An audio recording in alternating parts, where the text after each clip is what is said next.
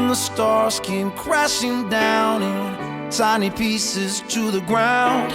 I was all alone down here, trapped beneath the atmosphere. Then I thought somebody called my name. And for this I'm not fit for the task to craft words, inadequate vocab and passion to accurately capture hope.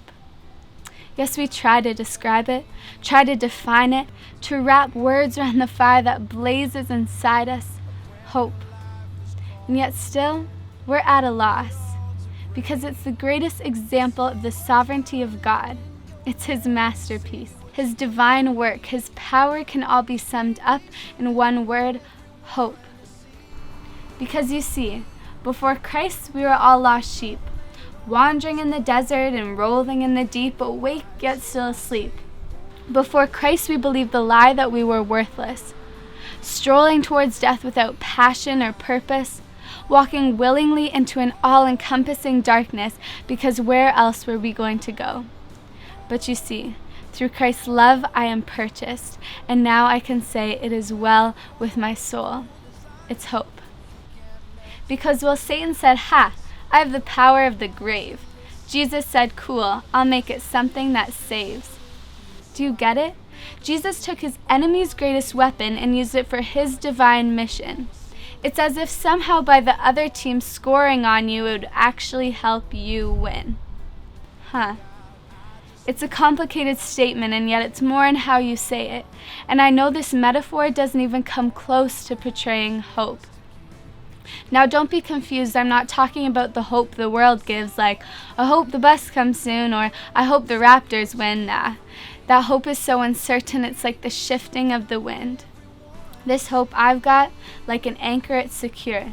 So when the storms of life hit, I can patiently endure. And though I walk through the valley of death, I'm assured that death is a gateway to life. It's hope.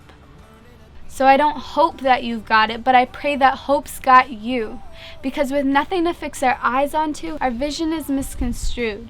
And we're walking with purpose, but we're walking straight into the blue. And I know from experience that hope is a dangerous thing to lose. Now listen close. I'm going to tell you a story. It's a story about a world overcome by disease. And this isn't just any disease, it's a worldwide pandemic. And every single person in the world is infected. Yes, every single person in the world is infected except one man who is not affected. Yes, there is one man who the disease never touches, because this is the man who has the cure in his clutches.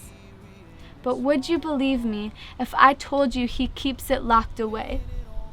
Yes, the man with the cure for a dying world keeps it locked away. And though he looks into the faces of the dying every day, the man with the cure keeps it locked away. And so one after one the people will die, and one after one the man will cry, and yet still he does nothing to help them. Now do you get it? Or do I need to spell it out for you? That we are the man and hope is the cure. And day after day we look into the face of a world headed for the grave, and we have the power to save, and yet still we keep hope locked away. Because it's uncomfortable, and it's awkward, and I'm not supposed to talk about religion at work. Besides, do you know what my friends would do if I talked that way? Or what they'd say? So I'll play it safe. Close the curtains when I pray, go to church on Sundays, and while the world dies around me, I'll keep hope locked away. I'm learning to be the light.